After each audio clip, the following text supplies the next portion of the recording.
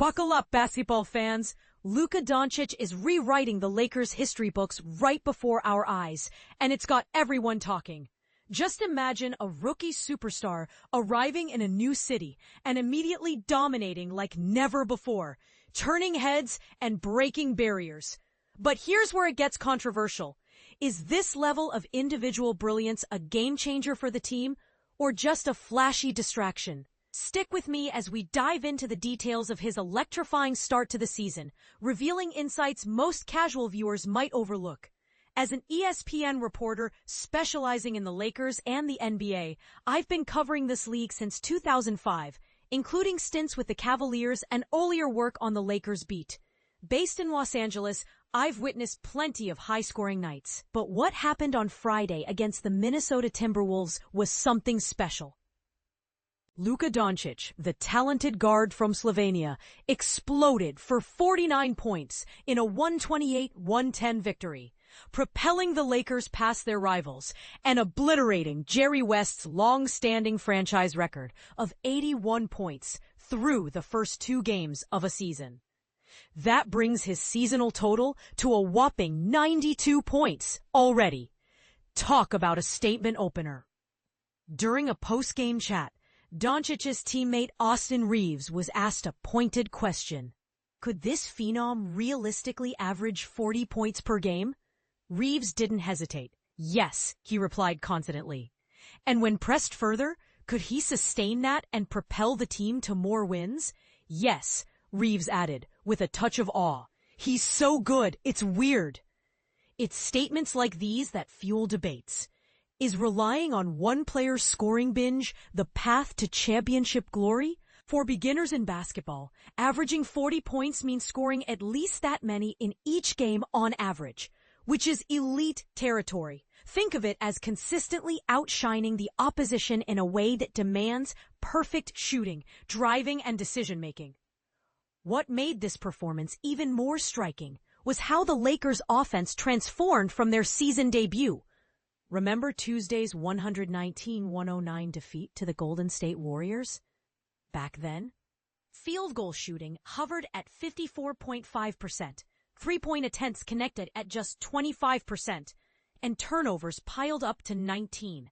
Fast forward to Friday, and the numbers flipped dramatically. 59.2% from the field, a sizzling 41.4% from beyond the arc, and only 12 turnovers. It was like watching a well-oiled machine kick into gear. And at the heart of it all was Doncic, who became the first Lakers player ever to notch back-to-back 40-point outings to kick off a season. He's only the 4th in NBA annals to achieve this feat, joining legends like Anthony Davis, Michael Jordan, and Wilt Chamberlain. For those new to the sport, this highlights the rarity of such scoring prowess. It's not just about points. It's about efficiency and impact under pressure.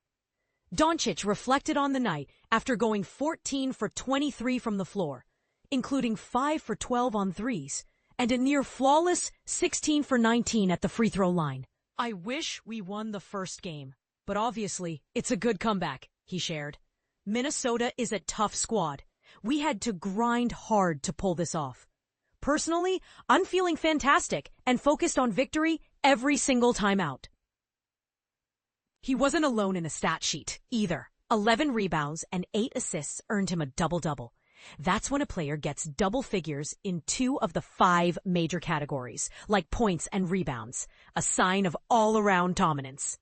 Teammates like Reaves, 25 points, 11 assists, 7 rebounds, and Hachimura, 23 points on 10 for 13 shooting, also shone brightly, while DeAndre Ayton chipped in 15 points and 8 rebounds. Hachimura couldn't hide his amazement. He just takes over the game so effortlessly, he said. And this wasn't against some pushover. They're a powerhouse that reached the Western Conference Finals. It's insane. The game wasn't without its drama. The Lakers trailed by as much as 11 in the first quarter, but clawed back to a 4-point deficit by the break. In that opening frame, Doncic matched Kobe Bryant and Kyle Kuzma for the most points in franchise history at 23, setting the tone for a comeback. The middle quarters were a Lakers showcase, with a 72-54 edge over the Timberwolves, the very team that ousted them from last year's postseason. And this is the part most people miss. Despite the playoff grudge, Doncic insisted revenge wasn't a motivator. "I just want to put last season behind me," he explained. "I'm focused on moving forward, not dwelling on that first-round matchup." Instead, the team drew lessons from their third-quarter struggles against the Warriors, where Golden State pulled ahead by outscoring them 35-25.